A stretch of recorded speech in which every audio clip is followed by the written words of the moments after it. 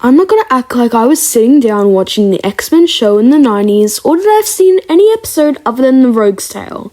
However, I was still sat on my couch March 20th when the first 2 episodes of the sequel series, X-Men 97, dropped, and I was completely blown away by the quality, writing, and accuracy to the X-Men comics. In today's video, I will be going over my thoughts on the first 6 episodes of X-Men 97. Episode 1, entitled To Me and My X-Men, was an excellent start. As someone who's not the biggest X-Men fan, I never really understood everyone's love of Cyclops until now. He was such a compelling and awesome leader here that James Marsden didn't have the chance to portray in those early 2000s movies. The emotions surrounding Xavier's death felt very real, and seeing the X-Men team up and use their powers was a visual feast. However, the actual storyline with the Sentinels didn't make much sense and was kind of boring. Storm was definitely a highlight of the episode, just seeing how powerful she was, and Jubilee's party dance was pretty cool. It was a solid introduction to this team. 7.5 out of 10. Episode 2, titled Mutant Liberation, begins continuing right where the first episode left off, with Magneto leading the X-Men. I felt like this episode was the best in terms of representing the politics the X-Men are based off. It was very mature in terms of themes and ideas within the trial and the protesters. It all felt very representative of real life, which is what the X-Men should be.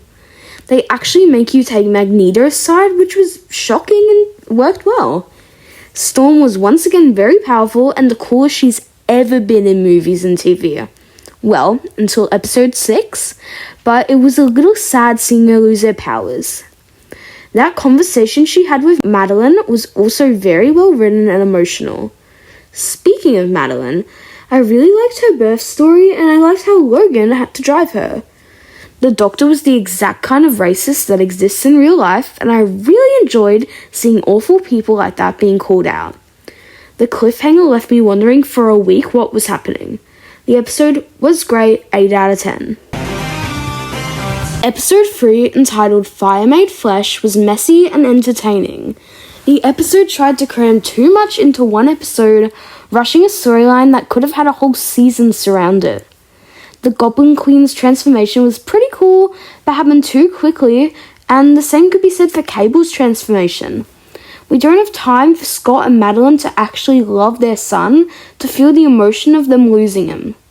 Mr. Sinister was also way too campy, and didn't install hope in me that he was the right choice for the MCU X-Men's first villain. 7 out of 10.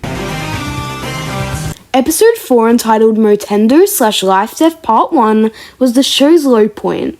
The first arc focused on Jubilee and Sunspot as they got sucked into a video game. This is an overused trope that they didn't do anything new with. Jubilee and Sunspot didn't even get that much character growth, and Mojo was way too campy. I thought it was a nice touch to have the original Jubilee voice actress play her older counterpart, and that kiss was pretty cool. The second arc was just really boring. Again, with how fast the show is moving, I didn't care enough about Storm and Forge's relationship to care about the betrayal, and the adversary was just weird. 4.5 out of 10. Episode 5 is called Remember It and I Sure Will. This episode is absolutely perfect on all areas. The drama, the action, the animation. I love the 2 affairs with Scott and Madeline and Jean and Logan. That's so X-Men. The Hellfire Gala was a great choice as the big action set piece of the episode, and all of the outfits were great. The Rogue, Gambit, and Magneto story came to a boiling point in this episode, which was so amazing. I haven't even talked about the final fight yet. That was one of the most breathtaking fight scenes I've ever seen. From Magneto talking to Leech, to Magneto's death, and then Gambit's death. Rogue and the rest of the X-Men's reactions broke me, and the Cable tease was excellent. This is a near perfect episode, so I'll give it a 9.5 out of 10. Episode 6, entitled Life Death Part 2, was a bit of a calm after the storm that was episode 5, but it was a good storm. Once again, the Forge and Aurora story wasn't great, and the adversary still wasn't a good antagonist, but I liked them finally showing Storm's claustrophobia and raw power. That final sequence, inspired by the first fight in Man of Steel, was awesome, and I loved her New York. Then there was the Charles and Lilandra storyline. It dragged on a lot and was kind of nonsensical, but I liked when he took everyone into a classroom and his reaction to Gambit's death. Also, the fact that Magneto didn't show up might mean he's still alive. The reveal that Mr. Sinister sent the Sentinel was obvious, but still good. It was a solid episode that I'll give a 7 out of 10. My scores average out to a 7.25 for the first 6 episodes, but honestly, I'd bump it up to an 8 out of 10. X-Men 97 is a fun and colourful spectacle that embraces and makes changes to some of the greatest comic storylines. It mainly finds issues within its pacing and rushing of events, but still is a fun time and shows promise for the MCU X-Men. That was my review for X-Men 97's first 6 episodes. Make sure to stay tuned for more X-Men 97 reviews and other movie and TV show related content coming soon.